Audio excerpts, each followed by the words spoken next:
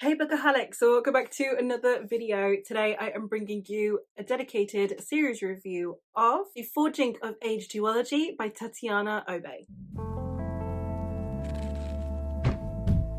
The Forging of Age duology is a new adult epic fantasy duology that consists of Bones to the Wind and Dragon Your Bones. This series is a self-published epic fantasy in which we are following two young women. It is sapphic and is a coming of age story. In this society, the coming of age trials is that you take your wind ship and you go and you slay a beast in record time. And we are following two girls who have been paired off with each other and have very opposing ambitions for these trials. There are a limited amount of times that you can do these trials before it is deemed that you bring dishonor on your family and are disowned. Therefore, pairing Gracia, who is probably the most ambitious contestant this year, who wants to smash her father's record, with Nico, who doesn't care about winning because this is her brother's last chance. So she wants to do everything she can to help her brother complete his trials so that he is not disowned by their father. Within this story, we have the two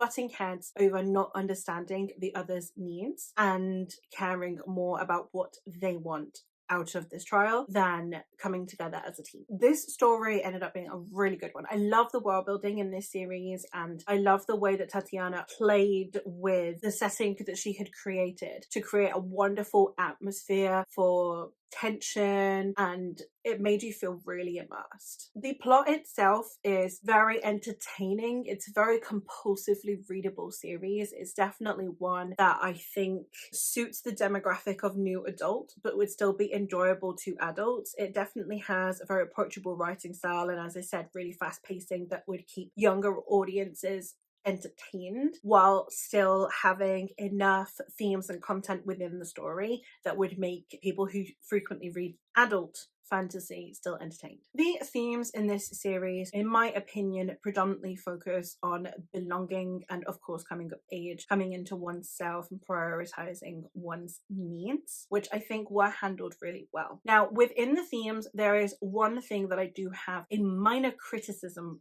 for, and that is Rassia's character, in the sense that she is slightly thrown under the bus. Rassia is the character who wants to win this contest for herself, and Nico is the character that wants to help her brother win this contest. Now, the difference here being that if Rassia had been paired with anyone else, Rassia would actually be the hero, would be the most amazing character that you could read. But because she's paired with Nico, Rassia is instead framed as someone who is selfish. And I appreciate that that is potentially within the author's intentions. It is entirely possible that the author was deliberately trying to ensure that the hero-like character in other circumstances can just be someone who is selfish. However, my only issue with that is that it did have a similar issue that I have with, for example, Tiana in The Princess and the Frog, is that you have a woman who is ambitious and ambitious for her own needs. She wants to accomplish something and she does not care how many people try and get in her way. And I really love that kind of character. So having that kind of character portrayed in a way, in Tatiana's case, as someone who, in the case of Tiana, someone who isn't living, is too driven, too focused, is a workaholic, or in the case of Rassia, where you have someone who is too selfish and cares only about winning. The fact that it's portrayed in a negative light is always a little tiny bit concerning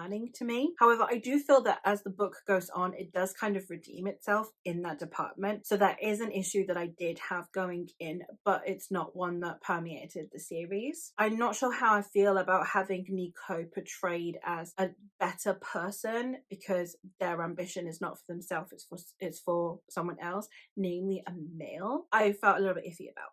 However, as I said, the series does definitely redeem itself. I still ended up giving it 4 stars. It was a really good time. Now, for some of the positives, which there are many, many more of, we have the interpersonal relationship between these two, and the way it develops was absolutely top tier. And when I say rivals to lovers, it is genuinely that way inclined. It's not one of those where it's just they are slightly peeved at each other for a while. They do really, really butt heads. And even when they start to like each other, they are still butting heads. They don't change their personalities and metamorphosize because they suddenly like their counterpart. It is very much they still disagree on things and they still wonder why the other person is doing what they are doing. And I really appreciated that, because a lot of the time we get people who are on opposite ends of a spectrum, as soon as they realize they have feelings for each other, they never butt heads ever again. And I liked that this story didn't do that. As for the plot of the series as a whole, without spoiling the sequel, it really does have that typical, this is something that has been happening every year for X amount of time, but this time is different. But it does it in a way that I think is really well suited. It's not one of those, because obviously whenever you just see something that is a yearly event in a society, you know that you are reading the book from a lens that something is going to change, something is going to be different. That's what's going to be the cataclysm of the series. I think that Tatiana Obi really did handle this in a way that was different, that was very much like there are reasons behind the change, and it wasn't just a plot convenience. It wasn't just to make things a bit more tense or a bit more dramatic. And I'm not saying that there isn't drama and there isn't tension, of course there is, but it didn't feel contrived in any way, and I really appreciated that. I am curious to see if the author is planning on writing anything else within this world. There are definitely still things that could be explored, and that makes me really happy. But at the same time, even if she didn't, I really like that I have space to roam around in this world within my mind. I can still play with this society, and I really, really appreciated that. I'm not saying that it's open-ended. I'm just saying that there are elements that could definitely still be played with, which I'm very curious about. I found it to be a series that was compulsively readable, very entertaining, with characters that were easy to root for.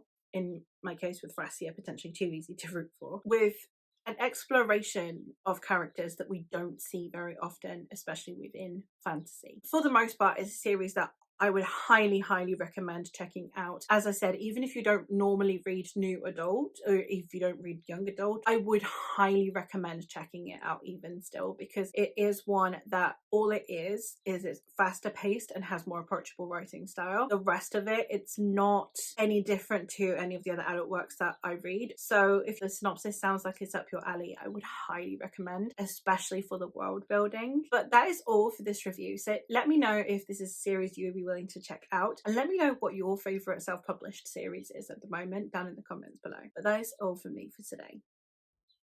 Bye.